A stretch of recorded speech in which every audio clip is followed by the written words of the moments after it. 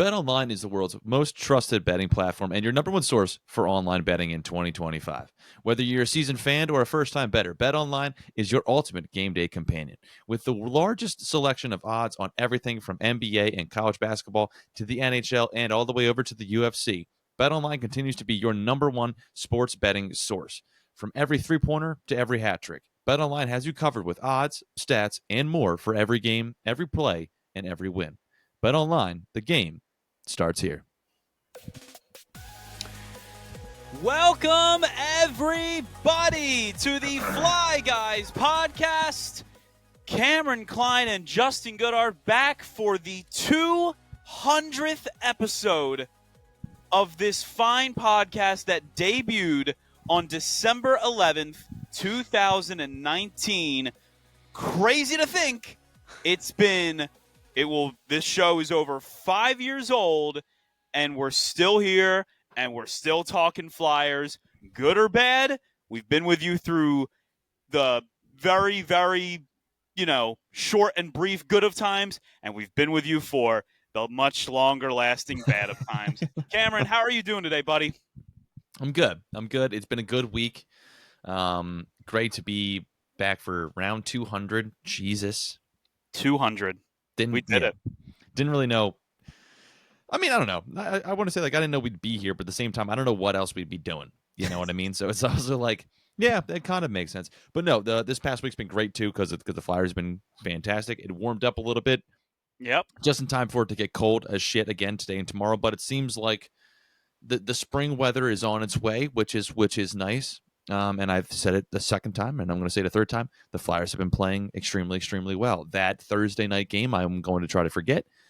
But other than that, it's been smooth sailing throughout this week. So, yeah. I'm actually really glad that Thursday night game happened. I'm actually very happy. And it's not me being sarcastic. I know what you're going to say. It's because it prevented me from getting tricked. Yeah. Because if they had won that game decidedly, if they had done a normal hockey team thing and hold on to a 3-0 lead, then I'm thinking here oh my gosh, they beat Edmonton, they beat Pittsburgh 2 times, and they just beat Winnipeg? Okay. But no, that didn't happen, and I don't have to lie to myself.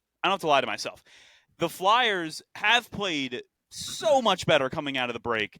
And that's what we're here to talk about. And we're also going to get into some playoff stuff. And we're going to talk about as well what Matvei Michkov needs to do to win himself a Calder trophy here for the Philadelphia Flyers, because it's the only trophy the Flyers would be seeing this year on the national level. Yes, the Flyers are 27, 26, and 8, sitting at 62 points, 4 points out of a playoff spot. Oh, those pesky Flyers, they won't go away. They never die. They just keep on going. But so they come back. We talked about how they played well against the Edmonton Oilers from an offensive standpoint. It's okay, that's what we like to see. Then they have a dominating performance against the Pittsburgh Penguins, a team that for the most part is practically dead in the water at this point and doesn't have much of a prayer at making the playoffs. They're sitting at 24, 29, and 10. And then the Thursday night game happens. And 2 minutes into the game, it's a goal for Noah Cates. And then before you know it, Michkov has himself a goal. And before you know it, Nedeljkovic is slamming his stick and screaming at his coach because he's been pulled out of the game after allowing a third goal. And you're thinking, all right, this is going to be an easy, enjoyable, nationally televised win for the Philadelphia Flyers. How could we not love this?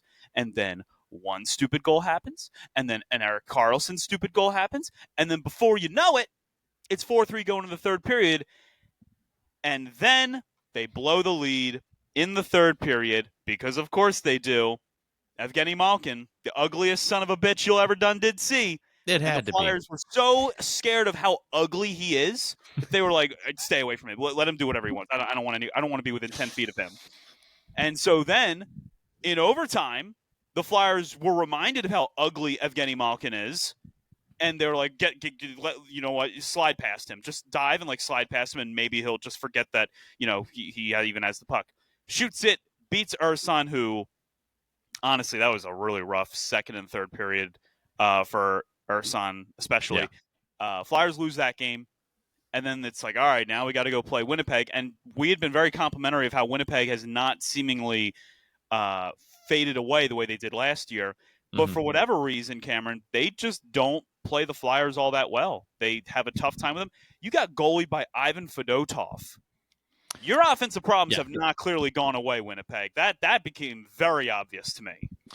Yeah, and I'll be honest, watching the game, they did get goalied by Ivan Fedotov. Yet he tried to not. It seemed like, it seemed like there were multiple times where he made these saves where he had no idea that the puck was there, especially on a couple of rebounds. And it was fine. It all worked out. They won the game. But I'll be honest, it seemed to me like he stumbled his way into success at times.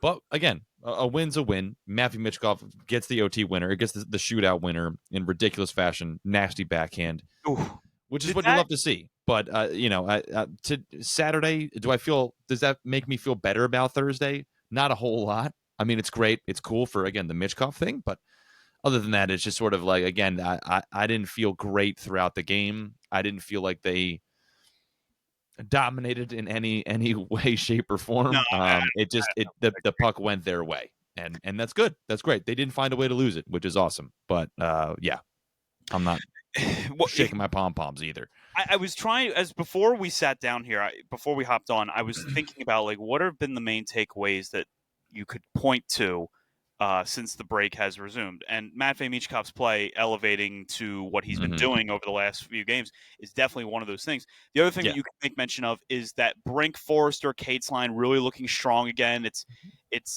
there. I think that Ursan's play is a little concerning just because, I know that he was in the Four Nation faceoff and all that stuff, but he wasn't, it's not like he played a ton. And he's been a little shaky, to say the least, out of the break. But the other thing that I was going to make mention, and this is kind of related to Michkov's play.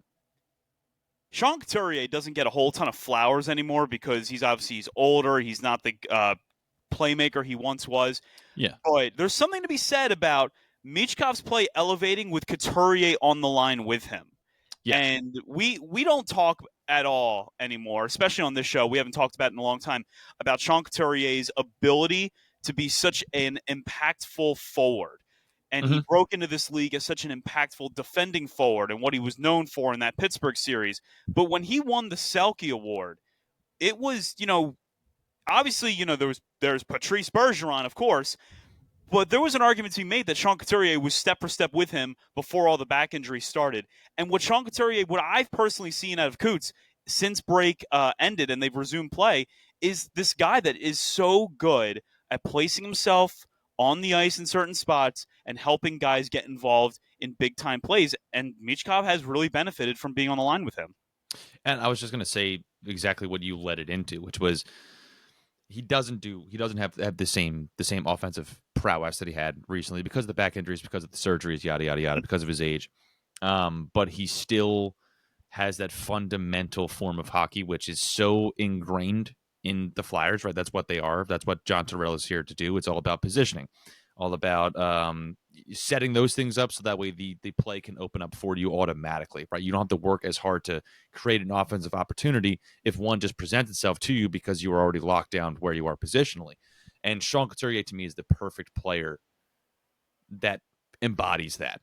He's always been that player, and that's why you didn't always see the offensive side of him. So I just think it while he's doing that, it is allowing Michkov to put himself in the best place offensively. Whereas when Michkov was playing with, no offense, but Morgan Frost earlier this season and a couple of other centers earlier throughout the season where they weren't as fundamentally sound as Sean Couturier is, you see Michkov then all of a sudden, mistakes will start to happen a little bit more because he's overcompensating or he's stuck in between trying to do a fundamentally John Tortorella form of hockey and a fun, let's do a Michigan goal Michkov form of hockey. Or he just turned 20, obviously. Yeah, so he's young. He's still extremely young. Yeah, exactly. Yeah. I think Couturier just kind of brings that groundedness to it. As a result of that, though, you also kind of see a little bit of a dip from Travis Konechny because he doesn't have that with him now. And it kind of brings us back to they need better, solid centers, and they need more of them. Yeah. which is consistently a need. It's been a need throughout this entire season. We've always known that. We knew that even when they traded Morgan Frost away. But it's just another example of you can't have Sean Couturier on every line. So we gotta do something else to make it so that not only Michkov but TK, the Forrester Brink line, those other lines can all start to really, really excel and be a difference maker. And look, they've needed quality centers for years now, especially since Giroux got traded. But the other thing that I was going to make mention of from this stretch of play is there are guys that are not going to be on this team in a few days. One of them might be Scott Lawton. I mean, maybe if he posts another Last Supper photo on his Twitter account, maybe that will get him out of town. Obviously, that was a funny joke, and I was very confused. I was frantically looking to see if he had been traded after that photo went out. Yeah. But there are guys that are now auditioning to potentially be role players or even, big-time playmakers on potential championship contenders. Mm-hmm. And maybe Scott Lawton's one of them. Maybe Rasmus Ristolainen, although apparently the report is out there that the Flyers are not getting the kind of interest that they expected to get on Risto, so that might not happen. Or, maybe another veteran on this Flyers team that could potentially be traded away. I don't know which forward you would be looking to part ways with, because a lot of the ones that are good are too young to part ways with. But this is kind of what you want to see out of this team. Anyone that sits there and goes, no, I want them to lose so we can get a better draft pick, I understand why you want that. Yeah. But at the same time, there is something to be said about if they were to make March really interesting. Let's say they're, Columbus and Detroit have the two last playoff spots, right? Let's say they're right neck and neck going into April for that last playoff spot. That is good for development as well. That is good for organizational success, because it tells these guys, even if they don't get in, that they're doing the little things that are getting them close, but they're also now doing things, or they're not doing all the things that will get them over the line. And those are what you build on. That is what you practice at. That is what you teach. That is what you talk about once the season is over and once you're going into the next season and talking. So everything that they're doing to start break helps with, or out of break starts with, helps with development, I'm trying to say.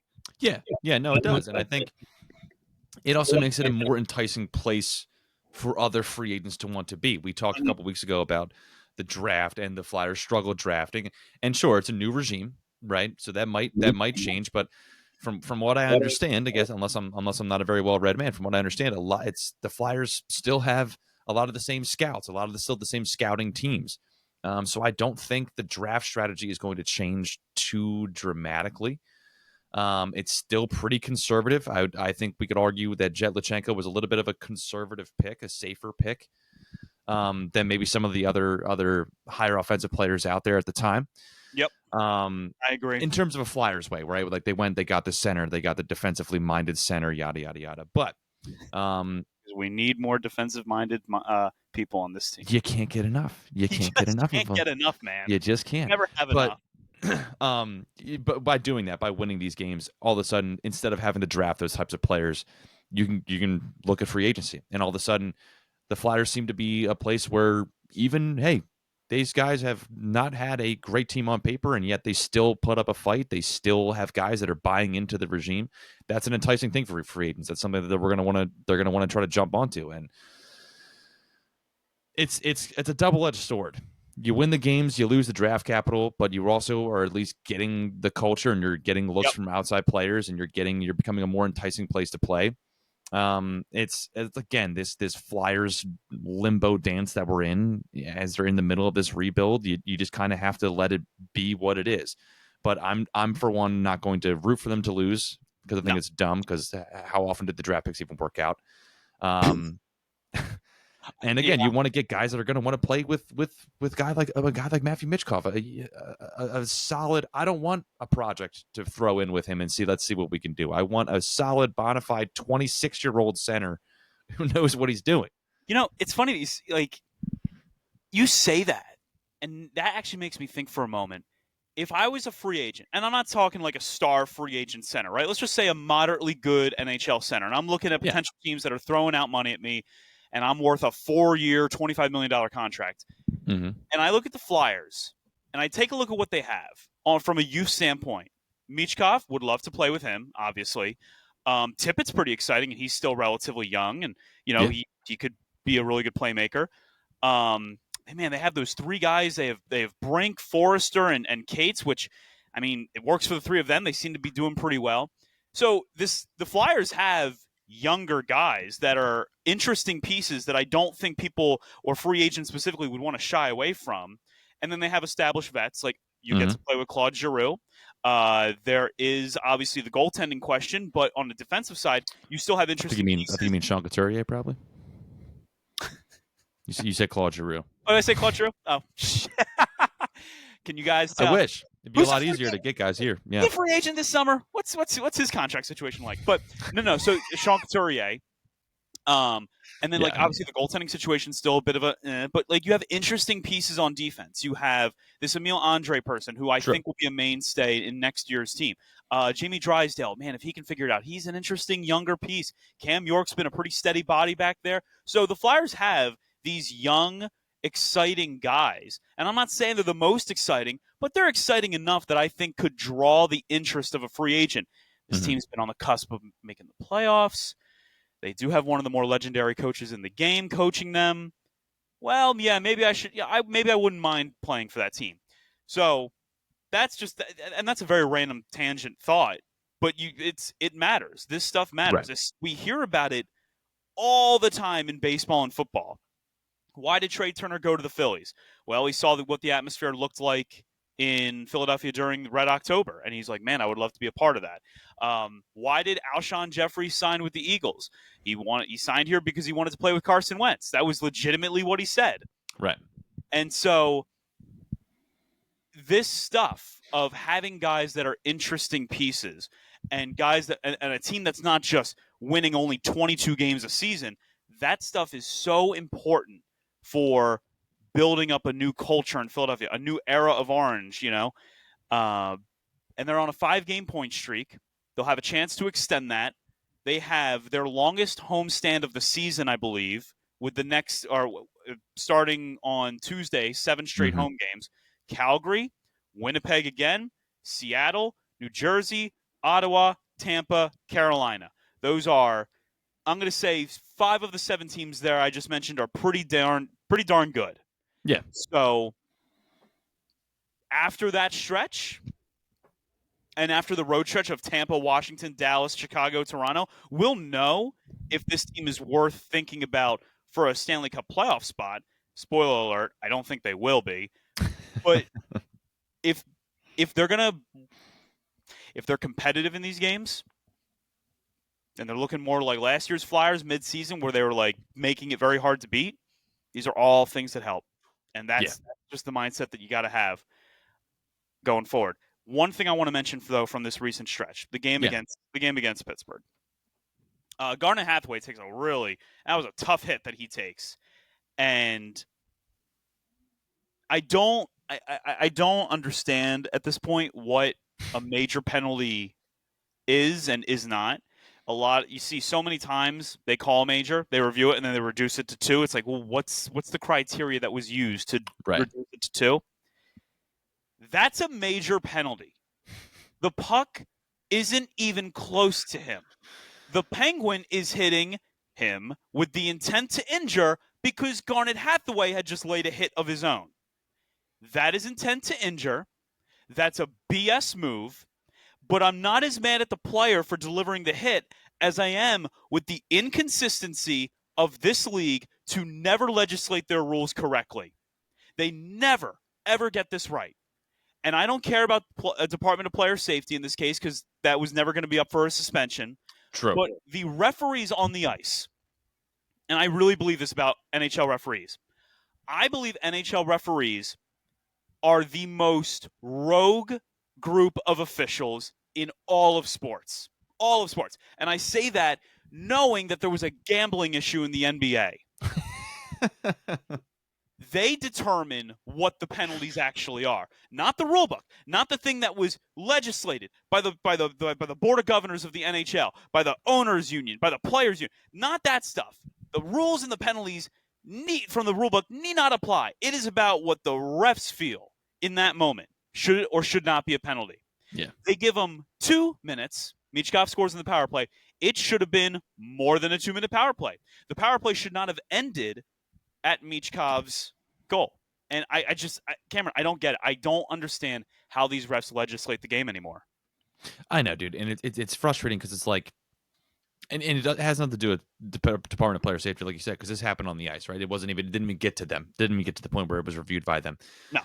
But at the same time, it's like you bitch and complain about it so much so that it doesn't matter, right? Like that's kind of how it feels, where it's like, here we go complaining about inconsistency in the NHL and their rules again.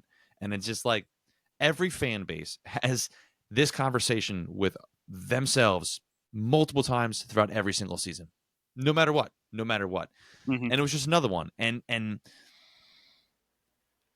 you look at the hit, it wasn't a direct shot to the head. Sure, great, good, grand, wonderful. But it was, like you said, a retaliatory hit. It's away from the puck. It's I can't help but think, Sean Couturier 2012, right? James Neal. Pretty much exactly the same, except for maybe, I don't know if he left his feet, Imama. I'm not sure if he did. But it was pretty much exactly that same type of thing. Yep. Away from the puck, we're just going to put my shoulder down and just drill a guy. And whatever. I hope Gordon Hathaway's okay. I know he's going to be fine. He's a tough guy. Hits in hockey happen. Concussions in hockey happen. Mm-hmm. At the same time, it's just ridiculous. It's just ridiculous. In today's NHL, and that's what I remember saying to myself as soon as it happened, was I was like, that doesn't happen anymore. What are we doing where, and again, it wasn't this level, but Scott Stevens, like, what are we doing if we're just going out there to just knock guys out? I just don't understand. And why is it again that even when they suck, it's fucking Pittsburgh again. They just can't. They're like, oh, we're not relevant. Let's just be a pricks again. Like, and you know what's funny though? When that hit happened, I immediately assumed it was Malkin, just because that's what he does. Like, we suck. I'm gonna go out there and hurt somebody. And credit to the guy, it wasn't him that did it this time, but it's one of those things where it's like, Malkin. Thanks for not swinging a 2x4, man. I appreciate you. Right, exactly. No, it was one of those things where it's like it's frustrating, and you just have to eat it, because it's just that's the NHL. You just have to eat it. You got to be like, well, that sucks. It's like any team that plays against Matt Rempe. It's just like, well, it's whatever. They're gonna show him on the NHL Network on a fight, and they're talking about how tough he is and some shit. It's it's fine. Meanwhile, your player's injured. Whatever. It's cool. It's fine. I don't care about fanfare. I don't care when Wes McCauley does 5 minutes for fighting. I don't care about that. I don't care. There's not many refs I dislike more than Wes. Yeah. Oh, I think I might like Scott Foster in the NBA more than I like Wes McCauley. For Christ's sake, like it's that bad. He annoys the hell out of me. You shouldn't have a personality as a ref. Just shut up. I shouldn't know your name. No, I should you don't have it on the back of your stripes.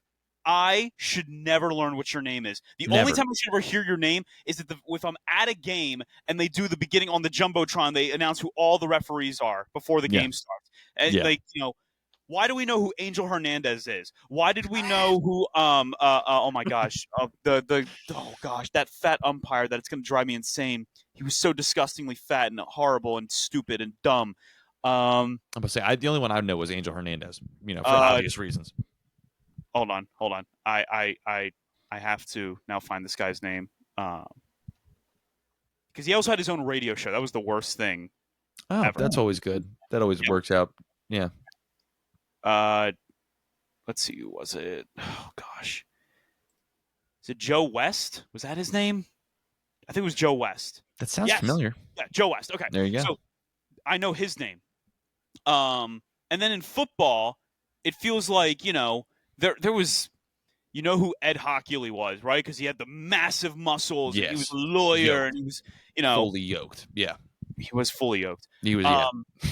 But Terry McAuley, ask Cleveland Browns fans, why do you know who Terry McAuley is? And the first thing they'll say is, oh, that's the son of a bitch who ruined our game against the Jacksonville Jaguars in 2001, and we had Bottlegate happen because of that. So if I know your name and you're an NHL ref, because at least in the NFL, you hear more, like, they always display the name when they're like calling the penalty.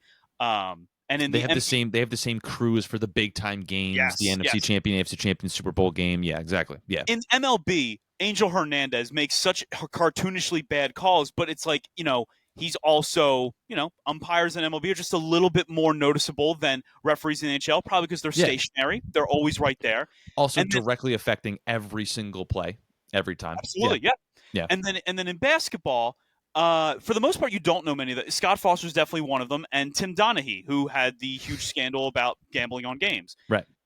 In the NHL, if I know your name, that's a bad thing. That's a very dumb, stupid, bad thing to have on your mark, because I shouldn't even know where you're from, no less your name. And I shouldn't even know what number referee you are. I shouldn't know that Wes McCauley is like referee number 4. I shouldn't know that. Right. Nor should I ever have to care about something like that. So it's just, once again, dumb legislation in the game of hockey. The puck was 20 feet away from Hathaway. He's not even looking at the guy that's coming up for a hit. That is a major penalty. Intent to injure is an automatic major. I also don't get the point of, like, why are we even reviewing a major penalty? If it was so egregious that on your first naked eye, your first response is, that was messed up. It should, like, it's done at that point, right? Like, it's over. What does slowing the play down on video replay? Well, his head only bounced off the ice twice instead of 4 times, so it's not a major. Like, you know what? We can use that logic then to so boarding calls. We can say that they're not, they're not majors. If you slow it down enough, I don't know. The last fraction of the second, see, his back. You thought it was like this, but really it was like that. Mm-hmm. So it's not. But never mind the sleuth foot. Never mind the fact that the guy's head cracked into the boards. Never mind that. He's not going with the head.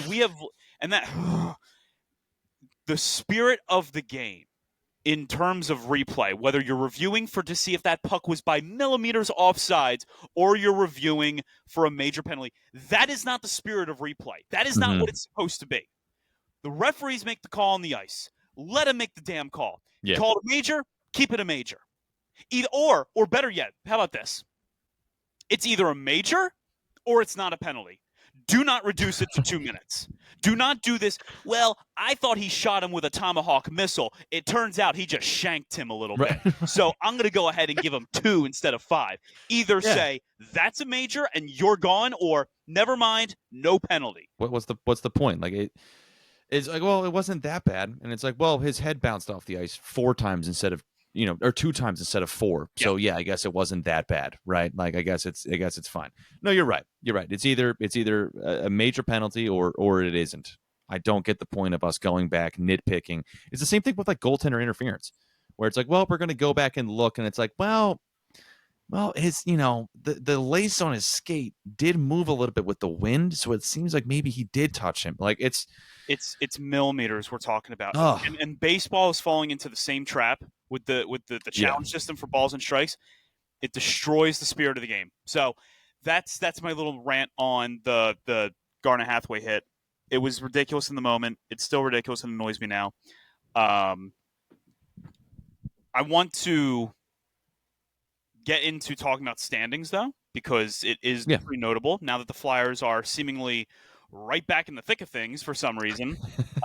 We can look at the standings. Currently, as we record right now, there are 3 games that are currently happening. The Carolina Hurricanes are tied with the Calgary Flames right now in the 3rd period.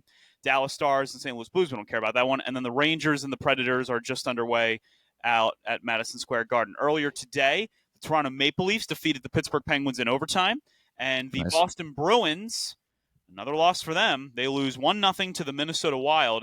The Bruins now 7 in a row, I think they lost. No. They beat the Penguins the other night, so they finally snapped their streak. Okay. But they're 3-5-2 in their last 10, and it is looking bad over in Beantown.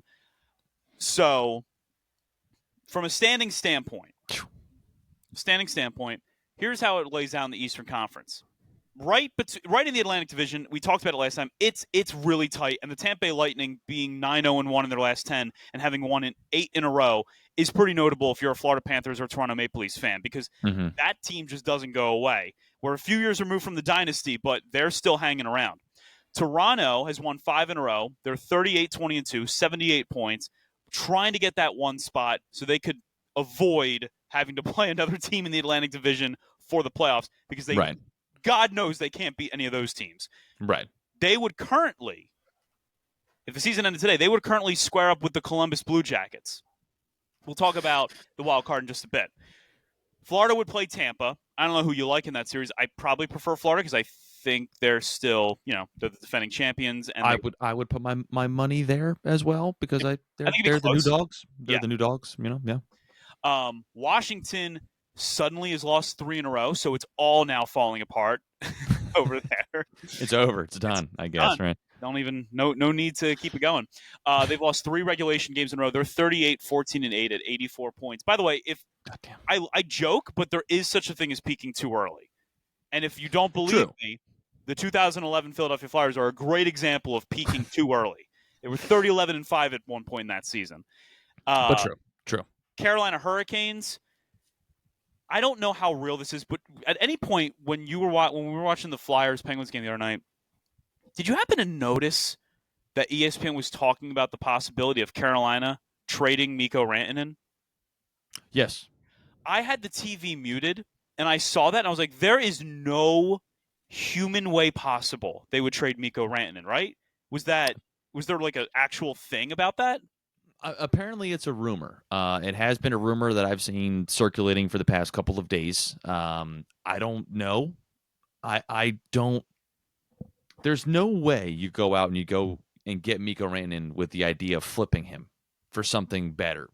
Mikko Rantanen is the guy you flip for. You know what I mean? Right? Yeah. So, like, I don't know unless there's something internally going on. That would have to be it. It has to be. There's no other way it makes any sense whatsoever. Like if he's a locker room cancer or something, it have to be something crazy like that. Although I'd say this, if he was a locker room cancer and he was like, he's only been there for like a month or so, that would be an insane turnaround time to just go from being like traded to a team and immediately alienate yourself from that team. It's like, I can't imagine he's as bad as Tony DeAngelo.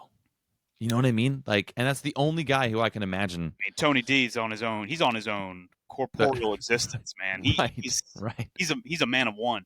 But they're tied with the New Jersey Devils for second place in the Metropolitan. Then we get into the wild card standings, and this is where it was really tight. The Columbus Blue Jackets played the Detroit Red Wings 2 times in the last, I think it was a few days, and they beat the Red Wings in both games. On Detroit's ice, and then yesterday, as we record this, the game happened yesterday, outdoors at the Horseshoe in Columbus. Columbus has all the lookings of a wild card team at this point. And it's awesome to root for. It is who you root for. It's awesome. There's only one problem with Columbus. 26-4 at home, 10-16-4 on the road. So if they're going to close this out with 22 games to go on their slate, they're going to have to play really well down the stretch on the road. And they have key trips coming up on the road. They still have to go to Philadelphia at least one more time. And they will have other matchups in the Eastern Conference with fellow teams that are going to be chasing them, like the Ottawa Senators, like the New York Islanders, not so much like the New York Rangers, not so much the Pittsburgh Penguins. So they're going to have an interesting ride. But Fly Guys Podcast is rooting for the Blue Jackets to get in the playoffs because, as you already know, why we're rooting for the Blue Jackets. Everybody is. There's no reason. Yeah, they're like the Detroit Lions of the NHL right now. The entire hockey world is like, yeah, we like it. We're all in on it. Like, just hope they don't. I'm proud of it. What? They're playing the Maple Leafs. I'm not right. I'm not penciling it in as a Maple Leaf victory. It's not written in stone that the Blue Jackets couldn't pull off. I'll do you one better. Yeah. They run into the Washington Capitals. If I'm a Washington's fan, I'm sweating. I wouldn't want them. I'm sweating. I would prefer Detroit. I would definitely prefer Detroit over Columbus. And 100%. The other thing with 100%. Columbus, because they were the architect of the greatest upset in playoff history just a few years ago with Tampa Bay. But the other thing, when you play a team that was expected to do nothing, just be bad, you play with fire big time. And Washington especially. Washington, they wouldn't lose to a lowly team like the Blue Jackets. I bet you didn't think they were going to lose to the Carolina Hurricanes back in 2018 either. Oh So yeah, yeah. that. Same with the Boston Bruins 2 years ago against the Florida Panthers. Oh yeah. Mm-hmm. Once the new dog shows up to the yard and it bites the old dog, and all of a sudden the old dog backs up a little bit, it's over. So It's over. Be careful of the new dogs of Columbus. Detroit, on the other hand, even though they lost those two, they're still sitting in that second wild card spot, 2 points behind Columbus. They don't have a firm lead of that, obviously, but they have played better over the last couple weeks. They have a more balanced road home record as opposed to Columbus. They are 2 points up on the following teams: the Ottawa Senators and the Boston Bruins. Yep. The Senators, Cameron, I don't know how you feel about this. Feels like they got to get in the playoffs this year. It feels like they have to, or there will be big-time changes in the offseason, because that's all you seemingly hear about in Ottawa is they're going to trade the captain. They're going to, get rid of some pieces. I don't know why they are and have been so bad. Like a couple years ago with Alex DeBrincat and Claude Giroux and Brady Tkachuk. Like, I don't understand how they're as bad as they are. But no, I think whoever's saying that is hitting the nail on the head. I mean, Brady Tkachuk ain't getting any younger. Still a young guy, still under 30. But you got another one of your top guys, a top 5 scorer on your team is Claude Giroux, who his contract is ending, and he's 37 years old. We have no idea if he's even going to play anymore beyond this. And then it kind of falls off after that. Once you get past the top 5 scorers, it kind of it's a group of 20-plus point guys. You got Nick Cousins, who's a pest, who's worth something, I guess, because annoyance is worth something on the ice. Yep. But I'm not looking at that team and thinking like, man, they're right there. So I don't know what to think of the Ottawa Senators, to be honest. Even if to me they make it to the playoffs, I don't think it's going to really matter much. I don't see them getting past Toronto. I definitely don't see them getting past Florida. I don't see them getting past Carolina, Washington, any of those teams, really, to be completely honest with you. Ottawa would, with the Senators specifically, it feels like that they would very much have to be one of those scrappy, never say die teams to have a chance. You'd have to, yeah, they'd have to. They're not going to win on talent. They have talented players, but they are not more talented than the Florida Panthers or the Toronto Maple Leafs or the Washington Capitals. You're winning on the mentality of Brady Tkachuk, which is like we're gonna pound this Bud Light and we're gonna just do the damn thing. Like that. That's what you're kind of banking it on, and and that's awesome, and it might work, but I wouldn't put money on it. How many seconds do you think it would take Brady Tkachuk to chug if he filled the Stanley Cup to the top of the rim with beer? How many seconds do you think it would take him to chug that? I'd say under 20. So 2 minutes, huh? 2 minutes to chug. No, under 20. Oh, under 20 seconds. You said 120. No, under 20 seconds. Yeah. I might even go under 15. I'm thinking like it might take him 11 seconds, 12 seconds to do it. It would the not. Dude's dog. He's a dog. Those American boys, they got some dogs on the team now. Especially, and he's thinking about it now that his brothers won one. It's on his mind. Like, of course. Because that if I know that they obviously support each other like crazy, but I would like to think that they at least still rouse each other a little bit, like, around, when the family gets together and, maybe Matt's just like polishing his ring and he's just like, Brady, what polisher do you? Oh, that's right. Yeah. Hold on. Never mind. Yeah. Of course. I mean, Peyton Manning stayed in the league a whole extra 4 years just because he couldn't handle the fact that Eli had 2 every Thanksgiving. You know what I mean? He probably makes Eli put his one hand on the table. Like, Eli, you can't raise your hand. There's no comparison between the two. But then Boston is right there, tied with Ottawa for that 2 points out of a playoff spot. Yeah, and I don't know, like you can't write off Boston because it's Boston, and it's like, well, they should find a way in, but they've played 3 less games than Ottawa. They've played 2 less games than both Columbus and the Red Wings, and they're 2 and 4 points back, respectively. Mm-hmm. Minus 28 goal differential. They don't score a ton. They are not. Cameron. Maybe they'll be at 3 or 4 ranked throughout the rest of the season, but they're not a playoff team. No, they could squeak in, but of those 4 teams, right? Columbus, Detroit, Ottawa, and Boston, the other 3 just seem younger and hungrier. Yeah. Much more motivated than the Boston Bruins are. The Boston Bruins, to me, are already, the season has not gone how they wanted it to. It did not, right off the rip into November. Things were not going out well. Coaching change, defense was already injured. Hampus Lindholm down for God knows how long, and then they go into the break, and then they lose Charlie McAvoy, which is another major part of their defense. Both those guys still no timetable of return. It just seems like it's dying. I don't. You know what the Bruins are? Maybe next year they could restart and have a fresher beginning to get off the ground running. But I think this year it's pretty much all but over. You know who the Boston Bruins are? Hmm. They're Julio Jones. They were elite. Those 2010s Boston teams. Ooh, yeah. Gosh, you didn't want to play. You never wanted to go to TD Garden. Never wanted to go to TD Garden. No. And they would beat you in ways that you were just unfathomable. Like Julio Jones running down, on a corner route. You can't cover Julio. Yeah. It's impossible. He's the best receiver in football. Now it's 2025, and Julio's not on a team. His decline just kind of happened. It wasn't necessarily like he was a sharp decline where he went from 1,200 receiving yards to only 400 receiving yards. But when he went, I mean, it was, you could tell that he wasn't the same. He wasn't the same dog anymore. Yeah, Boston Bruins. This isn't your father's Boston Bruins. This isn't your 2011 going to come back against Vancouver Boston Bruins. This isn't even your going to blow a Game 7 to the St. Louis Blues Boston Bruins. You know what these Boston Bruins are? These Boston Bruins are your classic 2017 Philadelphia Flyers. Just not good enough. They're competitive.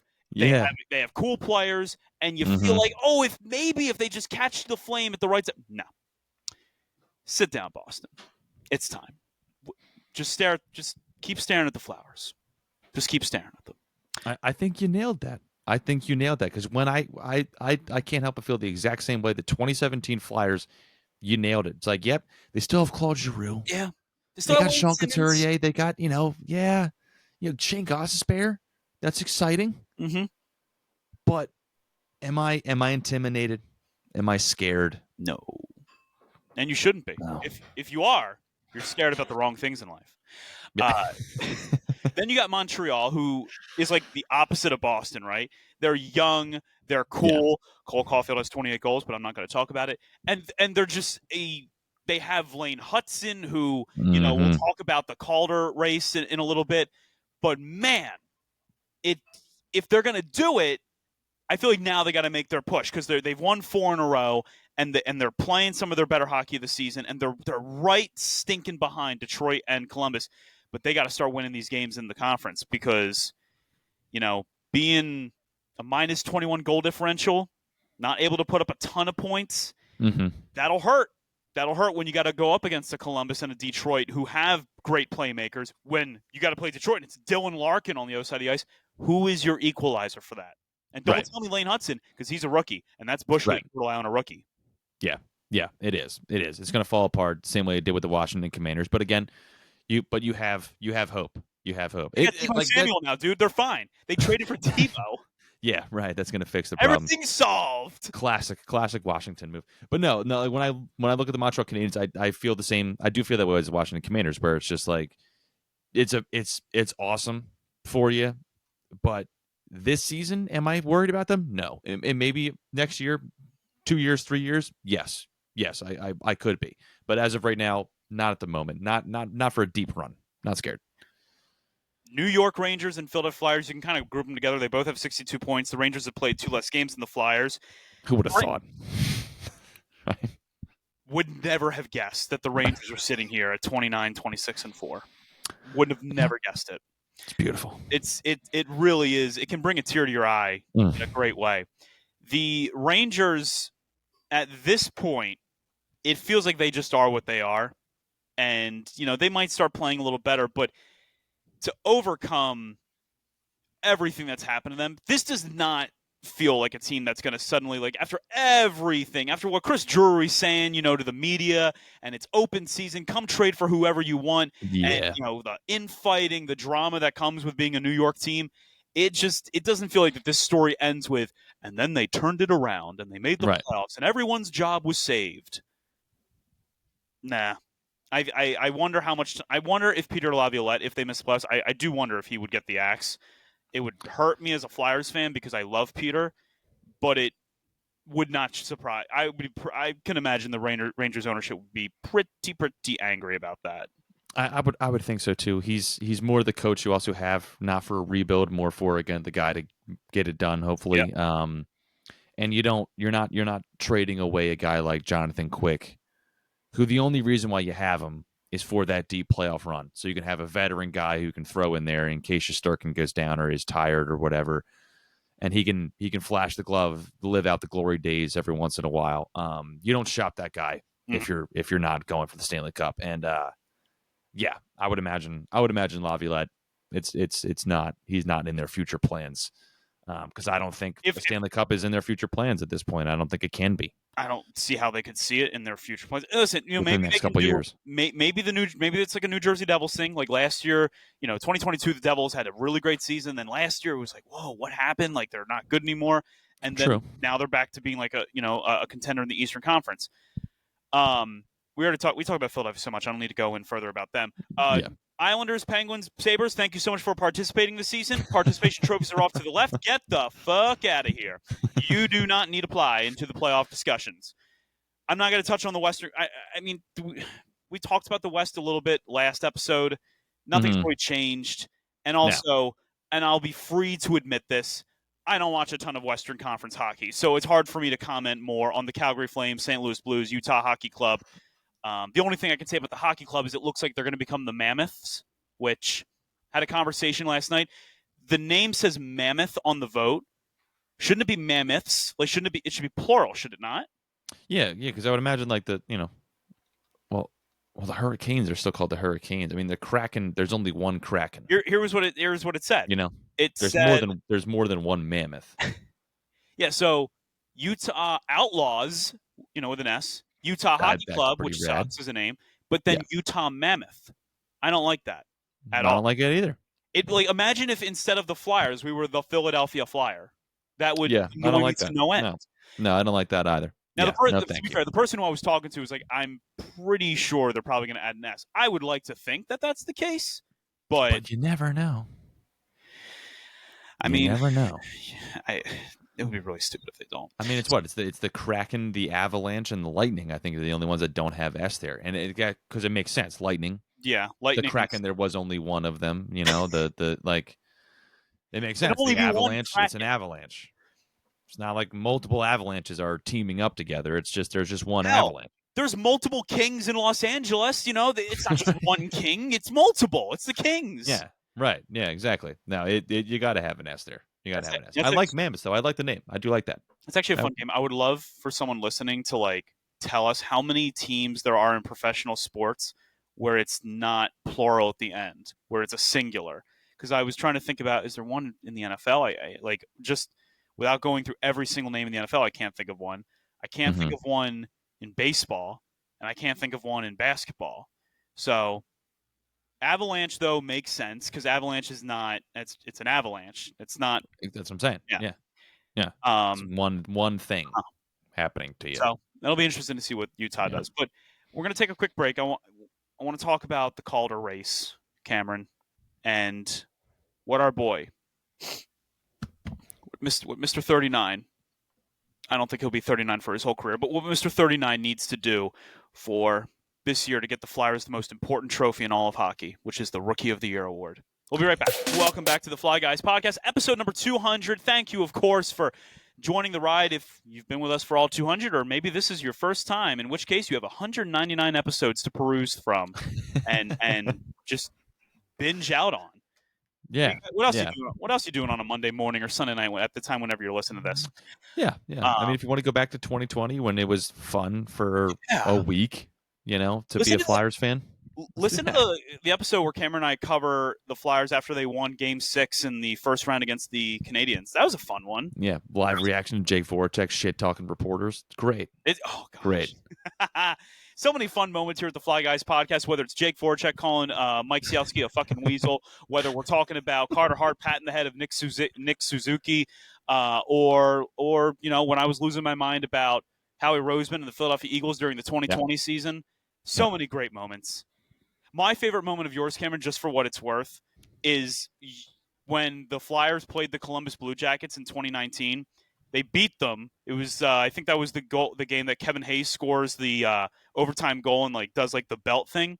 Yes. But you open that by being 2 goals scored and the referees didn't know about it. Yeah, I remember that. I remember being very frustrated that game. Yeah. Yeah. Strike it up again. We could complain about it all day. And NHL referees. 2019 was our rookie year. And, while I think that, we put up an admirable rookie year, it's nothing compared to what some of the greats have done over the years in the NHL. And while we're certainly never going to have Matvei Michkov matching the numbers of, say, Wayne Gretzky's rookie season in the NHL, in which he had 137 points, or Teemu Solani's 76 goals in a rookie season, which I can't believe that that's what happened. Ridiculous. He could still win the trophy and become the first ever Philadelphia Flyer to win the Calder Trophy. At first, I was a little annoyed that despite my hatred of Eric Lindros, he didn't win it. Then I looked at Teemu Solani's numbers and I said, well, that makes a lot of sense. I would not have we did. It's Eric Lindros. Yes, we did. Yeah. It was funny. It was a funny revelation because it was like, man, he scored 41 goals. That's ridiculous. And then 41 goals, you didn't get it? Oh, my God. Yeah, 76. 76 from the Finn. Yeah, man. As a matter of fact, the most recent Philadelphia Flyer player to win the Calder, who was definitely obviously not on the Flyers at that time, Steve Mason, 2009, won the Calder Trophy with the Columbus Blue Jackets. Part of the reason he was traded for was the idea of this young guy, very good. We're not really sure about this, not really sure about this Bob guy. We don't know what we got. So yeah, well, I mean, Steve Mason wasn't that good. He didn't even make the quarter century team for the Flyers. So yeah, of course, I almost said Bobby Boucher, Brian Boucher, man, it's the best. So as we look at the stats for rookies right now, Lane Hudson, the defenseman from the Montreal Canadiens, who has put together a splendid season and is definitely a sign of hope for that franchise. 4 goals, 42 assists, minus 15, but we're not going to hold that against him because A, he's a rookie, and B, Montreal isn't even in a playoff spot right now. So that's also a defenseman with 46 points in 60 games as a rookie. It's wild. It's pretty good. Great. It's a great season. Yeah.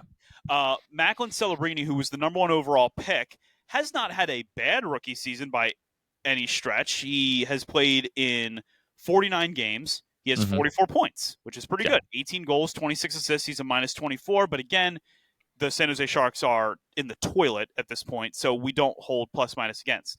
And then tied with Celebrini is Matvei Michkov with 44 points of his own. And then there's a huge drop-off to Will Smith at 28 points. So assume that everyone, specifically Cutter Gauthier, will never see this award. You stupid loser, Cutter. You'll never see the Calder Trophy. One of the small victories Flyers fans can have this season. One of the only ones. I don't have a lot of victories to run off of. Just kidding, Cutter. I'm sure you're a doll. I'm sure you're a pleasant man. I'm sure. If only we knew the truth, man. If only we knew the truth. If only we knew the truth, then we wouldn't. Then we realize. Then I'd hate the Flyers. Then we'd hate the Flyers. I wouldn't even be wearing this hat. I would still definitely be wearing this sweatshirt. Yeah. It's a lovely sweatshirt. Yeah. But, yeah. Beautiful. So Michkov had a pretty. There was a period, Cameron, where it looked like he hit the rookie wall. He wasn't, scoring.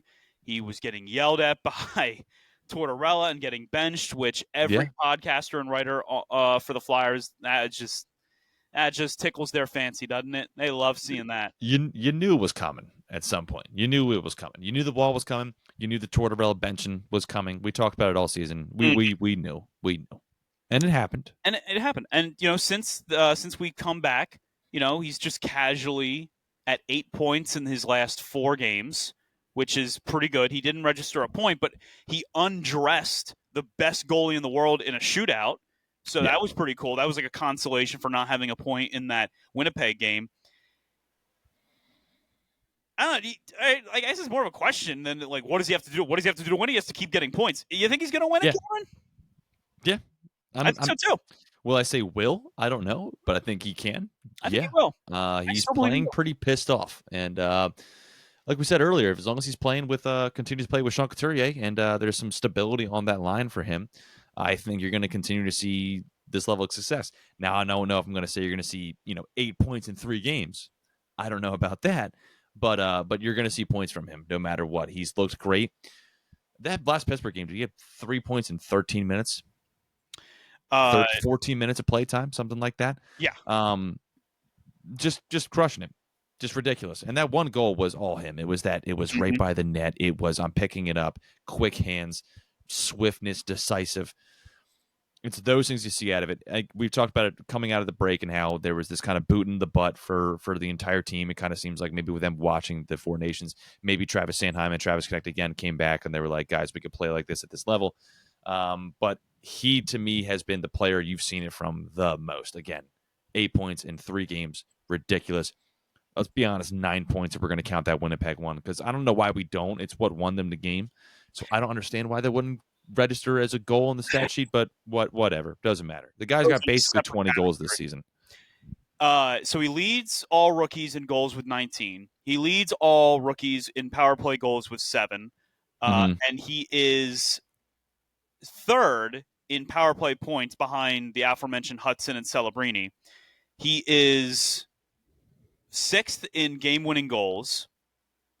He is 1st in overtime goals. And honestly, I know that he doesn't average more minutes than Celebrini and Hudson. And Hudson's a defenseman, so he's going to obviously get more minutes than a game than Michkov is. But, ultimately, I do think that the fact that he registers the least amount of on-ice time compared to the other two, and he still has the most goals, and his shot percentage is higher than Celebrini's. These are things that I think should get him the award. Yeah. And someone, the number 1 overall pick you'd like to see get the award, and so you wonder, like, oh, are they just going to give it to him because he's a bit more notable? Matvei Michkov is not an unnotable player. He was supposed to be probably a top 3 pick, but the whole sphere of, hey, is he going to be able to leave Russia was a big, drawback, and it's why a team like the Canadiens didn't pick him and how he ended in Philadelphia. I just think that, I look at how, in the same regard I look at an MVP, I look at who is more valuable to their team. And let me take you down a trip. The last year's Philadelphia Flyers, we had fun. We had a lot of fun with just how exciting and fun they were. What was the most unfun part about that Flyers team from a statistic standpoint, Cameron? What was the worst part about that team? Oh, there was never any standout guy. Travis Konechny was a little less than a point per game player, a little less, and he was your top guy. Beyond that, there was never any offensive explosion. There wasn't any goal scorer guy who gets the puck in an overtime in a game-winning goal sub situation that just takes over. And to add on to that, 12.2% on the power play. Yeah. And don't say that didn't hurt them down the stretch. That absolutely killed them down the stretch. Yeah. This season, the Flyers are sitting at 16.25% on the power play. And then, so then you look back at so Matvei Michkov has 7 power play goals, and he has 15 power play points. So and I know it's not just him, but his presence has helped bring the Flyers up basically 4% on the power play. His contributions to the Flyers are obviously more valuable to that team than I think what Celebrini's done. And it's not Celebrini's fault. The San Jose Sharks are a bad franchise. He was never going to change any of their fortunes. Michkov does change the Flyers' fortunes because you can see the immediate difference in what the Flyers are by his mere presence. Lane Hudson is the only guy of the 3 of them that I would ever say is like, oh, well, I guess it's a little bit closer because, him being there, the Canadiens are looking like they could make the playoffs. It's, and if the Canadiens do make the playoffs, I might actually say that, maybe he should get it because you figure he will have had a big part of that. But if all 3 of these teams aren't going to make the playoffs, Matvei Michkov's the best rookie in the NHL. Yeah, it's kind of hard to argue that. Like you said, San Jose's still the basement dwellers, right? They're still going to be a basement dwelling team, despite the fact that 2 of the top 5 guys in rookie scoring are playing with San Jose. Mm-hmm. And not only that, in terms of just production, I mean, that's what we're talking about now is in terms of production to the team and what they're bringing on. But to me, in terms of relevancy, when you talk about the Philadelphia Flyers, you talk to a Flyer fan, they're going to bring up Travis Konechny. They're going to bring up, Sean Couturier. They're going to bring up the goaltender situation. You bring it up around the league, the first thing off of everybody's mind is Matvei Michkov. Absolutely. Is that Russian kid. Man, that Russian kid's crushing for you guys.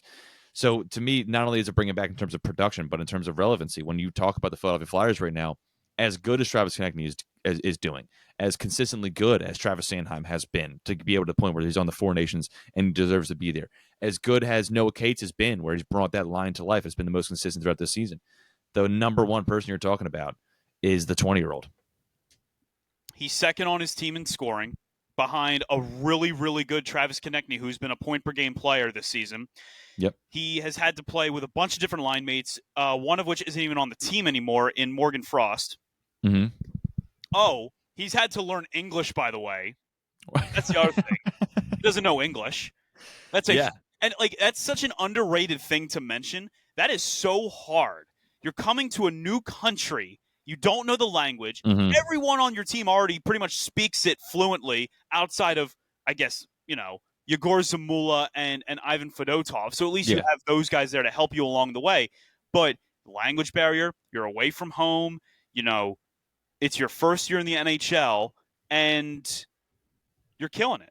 And he has killed it. He's been great this year. And let's be honest, too, he didn't have any, setup when he got, he wasn't here until – we didn't know he was here until July. 2 days before he was here. Yeah. And then all of a sudden, bam, he's here.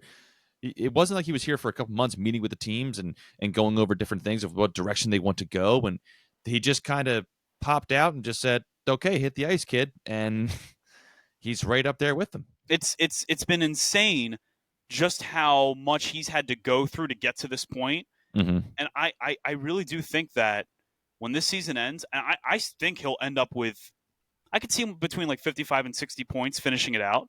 Yeah. Especially if he's going to continue to play like this. I mean, he might end up with more than 60 if he's going to play like this the rest of the way. But if he ends up with, 23 goals and 30 assists, and the Flyers are a few points out of the playoffs, but the other two teams are also out of the playoffs, it's no question to me where this Calder Trophy should be going. It's clearly to Michkov.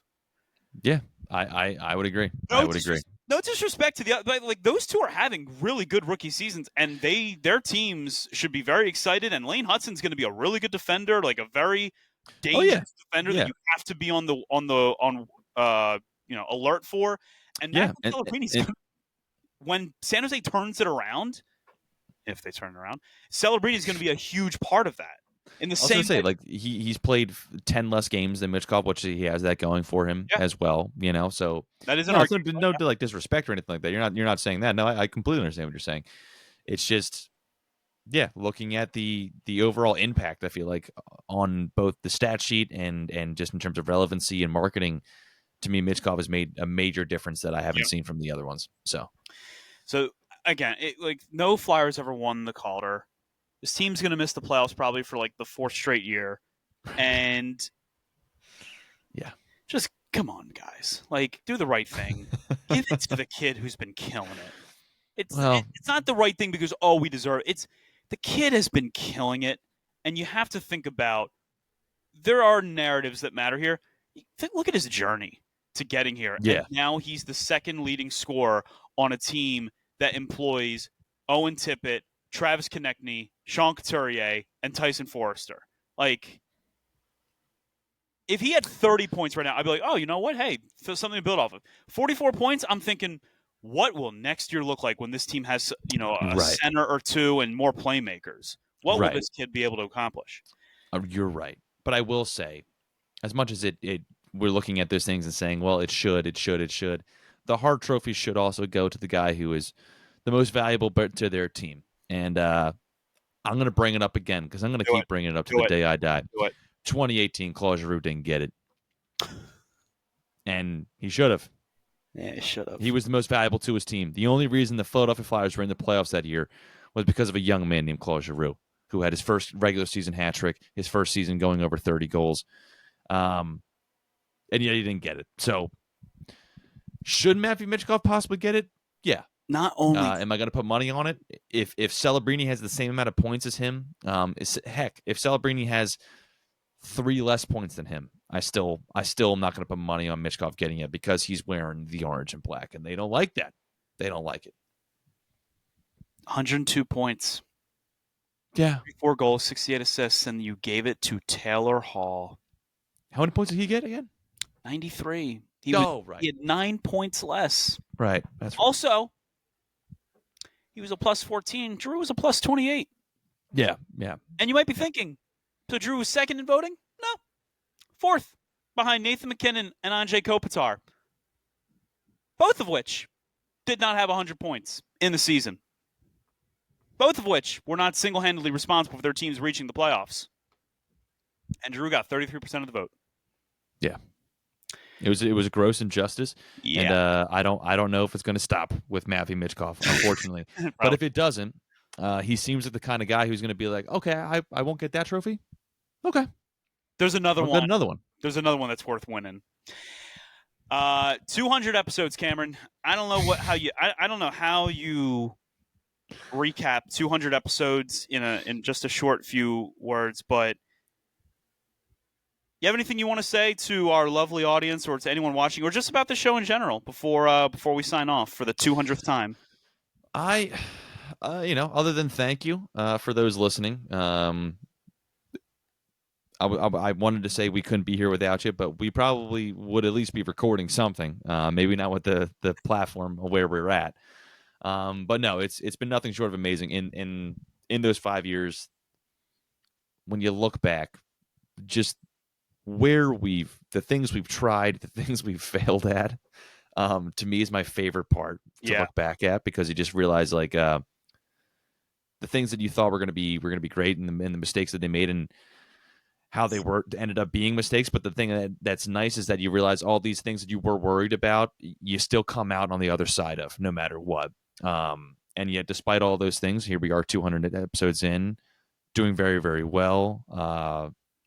And my favorite part about all of it is that once a week I get to sit down and talk about Philadelphia Flyers hockey with a buddy of mine, and it's a hobby that now pays for itself, and that's a beautiful thing, honestly. So no, I want to thank all the people that have stuck with us throughout the 200 episodes. If you have stuck along for that long, appreciate it. Glad we could do something for you, have some fun. Thank you for hanging out with us every week, talking about the sport of hockey that we love and the team that we unfortunately decided to fall in love with at such a young age, and just torture ourselves with throughout. But ideally, someday, whether it's in another 200 episodes or another 400 episodes, we'll be talking about a Stanley Cup victory. Hopefully it will be not just the Philadelphia Eagles that we're celebrating getting a championship. So it's not a whole lot to add. Cameron mentions the one thing, the mistakes you make when you do a podcast, and maybe trusting the wrong people to help you reach a certain state. But we've been blessed with such great people that have helped us along the way. Mm-hmm. Jeff Mosher, gave me some advice when we were just starting out. He covers the Philadelphia Eagles. We had great advice from Eric Reese. Mm-hmm. We've had great guests. We've had great friends as well that have supported us, like Jimmy Bailey, who's continued to support us. But at the end of the day, the viewers, obviously, of course, all of you are our biggest supports. But 5 years it's so much more than just 5 years of doing a show. It's 5 years of life that pass by, and Mm-hmm. one of us, Cameron gets married, moves on to Boston. I move out to Harrisburg. Different career changes, and looking at different jobs and doing different things. Cameron has a dog now, and I think the beautiful part about doing 200 episodes is that every now and then I get to go back and I can listen to the old ones, and just I remember what was going on at that time. And I remember what life was like, and what I was personally doing in my life, and what Cameron was personally doing. And to sit here and be able to reflect on that is a really special feeling. And it really is such a cool feeling for all of you guys to have given us your goodwill and your viewership for all this time. So thank you. And here's to another great 200 episodes coming down the line. And hopefully, as Cameron said, one day we'll sit here and I will pour champagne all over my head because we'll be celebrating a Philadelphia Flyers Stanley Cup victory. For the 200th time, my name is Justin Goodhart. This is Cameron Klein. Be sure to follow us on Twitter at Fly Guys Podcast. You can also follow us on Instagram at Fly Guys Podcast. Myself at Goodhart Justin. He's at Cameron. What is it? Your thing on Instagram? Is it like C Klein? Or is it just like Cameron Klein? I believe it's Cameron Klein. I believe it's Cameron Klein 8.